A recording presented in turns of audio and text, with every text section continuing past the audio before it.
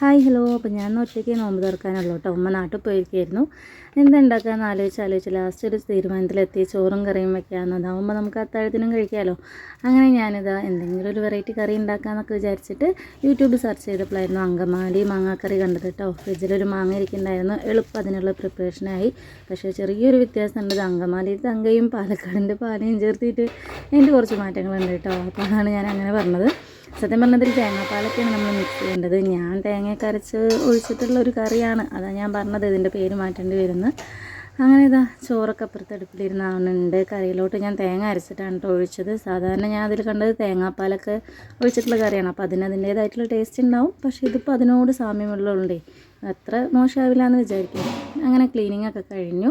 ഇനി നാരങ്ങ വെള്ളം കലക്കണം. സാധാരണ നാരങ്ങ വെള്ളം ഉമ്മയാണ് കേട്ടോ കലക്കുക. ഇന്നിപ്പോൾ ഞാൻ ഒറ്റയ്ക്ക് ആയതുകൊണ്ട് തന്നെ എന്താ കുറച്ച് നാരങ്ങ വെള്ളമൊക്കെ കലക്കുന്നുണ്ട്. റസിലിപ്പോൾ ട്യൂഷൻ പോയിട്ട് വരും.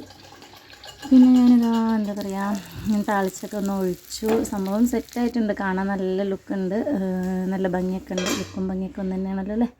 അങ്ങനെ ഞാൻ കുറച്ച് നേരം ഒന്ന് താളിച്ചിട്ട് അടച്ച് വെച്ച ശേഷം ഒന്ന് മിക്സ് ചെയ്തെടുത്തു. അപ്പോൾ ഏകദേശം ആ ഒരു ടേസ്റ്റൊക്കെ കിട്ടിയിട്ടുണ്ട്. പിന്നെ നമ്മുടെ ചോറൊക്കെ ഇവിടെ റെഡി ആവുന്നുണ്ട്. അതിന് ശേഷം ഞാനിതാ കുറച്ച് തുണികൾ ഉണക്കാനിടാനുണ്ടായിരുന്നു. അതൊക്കെ ഉള്ളിൽ തന്നെ ഇട്ടു കേട്ടോ, ഡ്രൈ ചെയ്തിട്ട്. പിന്നെ നോമ്പ് തുറക്കാൻ പ്രത്യേകിച്ച് ഒന്നും ഉണ്ടാക്കിയില്ല, ഒറ്റയ്ക്കാണല്ലോ. അതുകൊണ്ടുള്ളതൊക്കെ കൊണ്ടുപോയിപ്പിച്ചു. അപ്പോൾ അത്രയേ ഉള്ളൂ. വീഡിയോ ഇഷ്ടമായല്ലോ, ഒന്ന് സപ്പോർട്ട് ചെയ്യാൻ കൂടെ നിൽക്കുക. വലൈക്കും സലാം. സമയമായി, നോമ്പ് തുറക്കാൻ സമയമായി. ഓടി വാ.